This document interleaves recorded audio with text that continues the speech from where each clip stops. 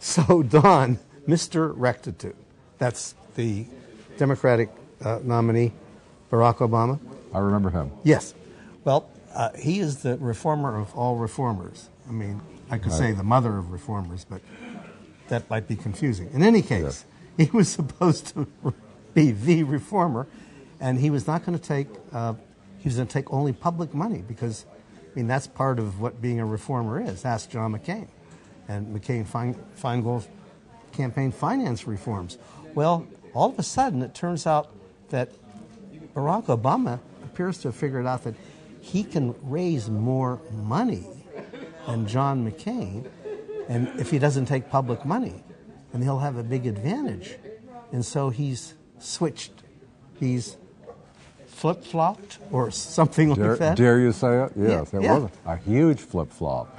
And the question is it going to hurt him? I think some of the reformers and the people who are behind the whole cabal of getting the government to control every campaign finance dollar, so there's no freedom to give anything. They're on his tail. But I don't know, Ralph. I think, does the average Joe lunch pail out there really care whether you take public money or whether you raise the money on your own? One thing Obama's got on his side is the fact he's got 1.5 million donors, and they give on average of about $100 or less. This is democracy at its highest form. Yeah, and does anyone get upset about that? 1.5 million donors are not enough to get Barack Obama elected to anything. Not even enough. They'll give him enough money, though. They'll give more than he needs.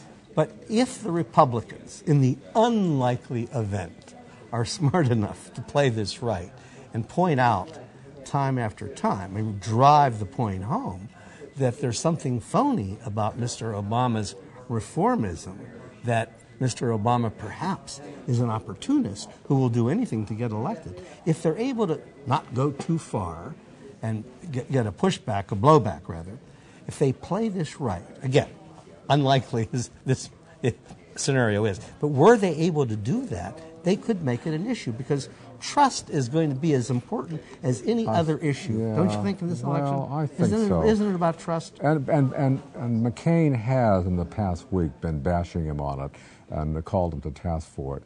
But I'll tell you, with the economy over and McCain above, is also, how many points? 14 points behind. Anywhere between 4 and 14 points behind. Depending on the poll, right? It's a dead heat. It's a dead heat between the two of them, and the economy is overwhelmingly the number one issue. I'm not sure. And I don't know where campaign finance is, but it's so far down, I don't think you can see it. But I'll tell you, it's interesting. You're bringing up the numbers here. It is a dead heat between the two of them. This isn't going to be a slam dunk as the Democrats thought. And what's interesting is their debate over oil and what you pay at the gas pump. That's the big thing with Americans who are complaining about the economy. They're getting squeezed. He does not want to drill, and McCain does, and that's the difference between them. And it's interesting. The polls now show overwhelming majority say drill. We need more oil to be more independent. Florida, 57% or something of Floridians say drill. This is Isn't that astonishing? Yeah. But again, we have a flip-flop here on McCain. So he was against drilling because it wasn't green. Now he's seen a different kind of green.